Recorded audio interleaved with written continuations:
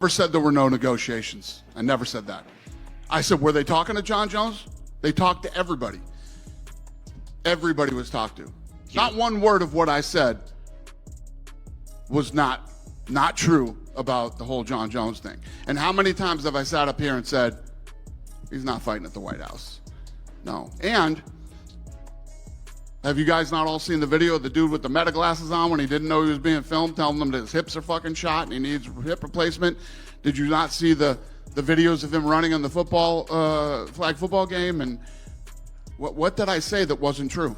It was all true. And you guys all bust my balls about how much I love Jon Jones. And John's the greatest of all time. No way in hell Jon Jones is going to be booked for the White House card. All right, Sunday morning, leaving Las Vegas. Freedom 250 was announced last night at the White House, going down in June. So we're going to talk about this.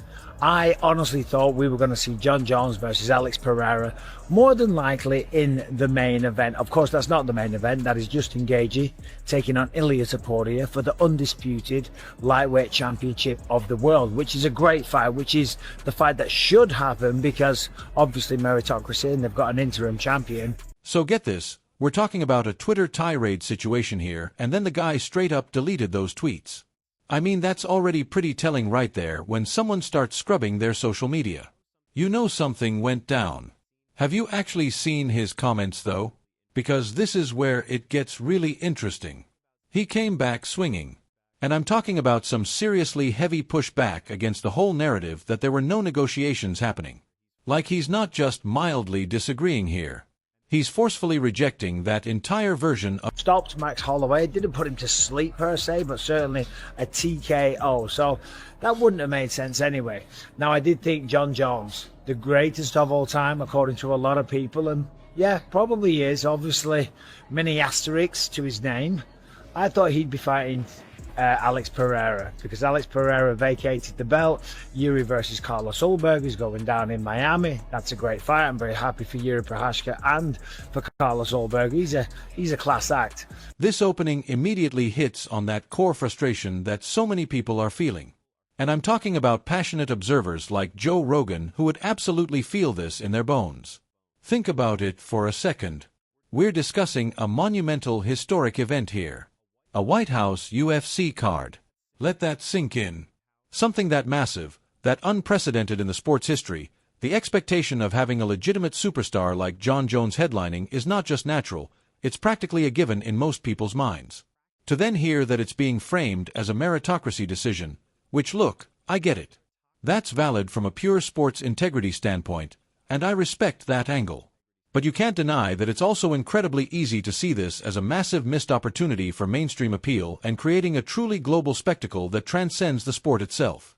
Rogan has always been one of the loudest voices, championing the biggest fights with the biggest names attached to them. That's his DNA as a commentator and fan. So, this particular choice feels like a very deliberate pivot away from that philosophy, and it's leaving a whole lot of people scratching their heads and wondering about what forces are actually at play behind the scenes here. And we're going to talk about this matchup. So Cyril Gane versus Gane, pardon me. Cyril Gane versus... Oh, I've got to adjust my contact lens because sometimes everything goes a bit blurry and I can't see shit. There we go. Yeah, so Cyril Gane versus Alex Pereira. Two great strikers. And I'll say this.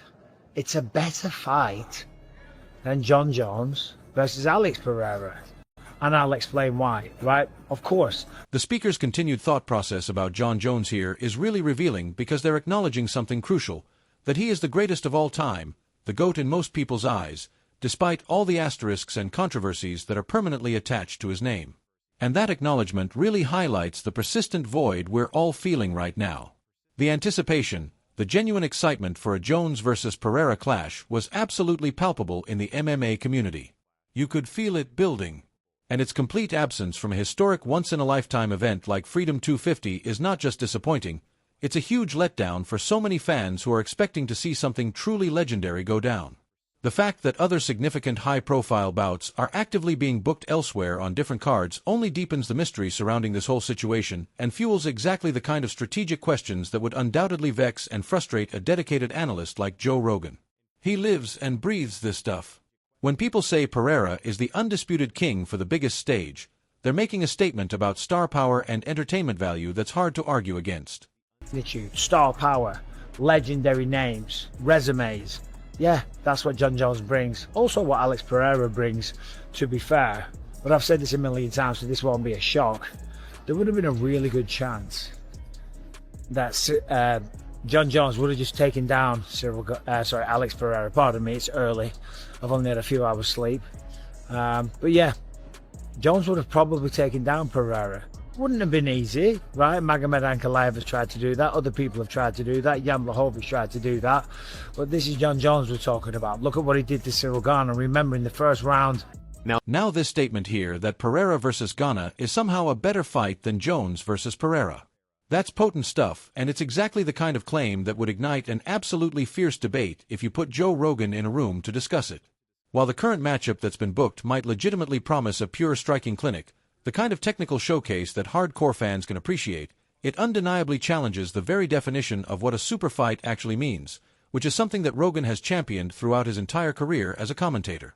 So, you have to ask yourself, is the UFC actually prioritizing a certain specific type of fight, a certain style and aesthetic for this White House event over the undeniable drawing power and massive narrative weight that John Jones would automatically bring to any card he's on? That's the real question here. It suggests a deliberate and perhaps quite controversial choice to move away from booking the absolute biggest names in the sport, the guys who transcend MMA and become household names.